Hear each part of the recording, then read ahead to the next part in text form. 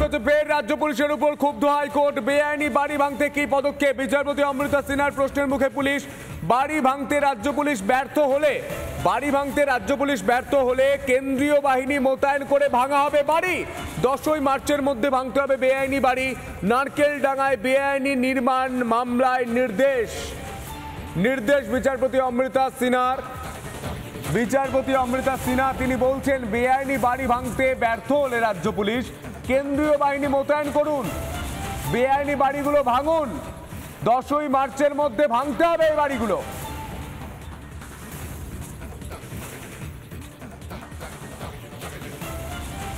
Supreme court থেকে নজর রাখতে হচ্ছে বিধানসভার দিকে। আজ থেকে বিধানসভায় শুরু বাজেট অধিবেশন। আগামী বুধবার পেশ রাজ্য বাজেট।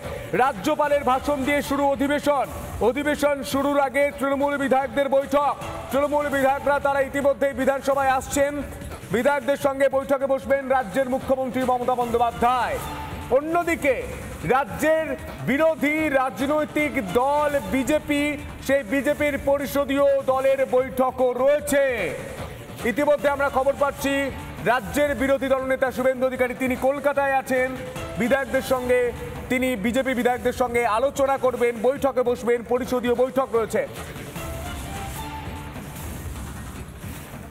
আর এই বিষয় নিয়ে রাজ্যের বিরোধী দলনেতা শুভেন্দু অধিকারী তিনি ঠিক কি বলছেন শুনবো।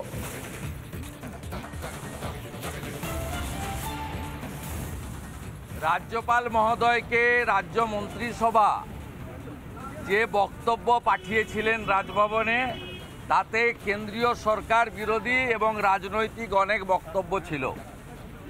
আমি ধন্যবাদ জানাচ্ছি রাজ্যপাল মহোদয়কে তার বক্তৃতার আগে। তিনি তার সেই বক্তৃতা ফিরিয়ে দিয়েছিলেন রাজ্য সরকারকে। তিনি বলেছিলেন, এগুলো আমি পড়ব না, খেলায় না পড়লে বিড়াল গাছে ওঠে না। এই রাজ্য সরকার রাজ্যপাল মহোদয়ের আপত্তি করা বিষয়গুলো বাদ দিয়ে নতুন বক্তৃতা পাঠাতে বাধ্য হয়েছেন, যেখানে কেন্দ্রীয় সরকারের বিরুদ্ধে বলা লাইনগুলো রাজ্যপাল মহোদয়ের কড়া অবস্থানের জন্য এই সরকার বাধ্য হয়েছে বাতিল করতে, পরিবর্তন করতে।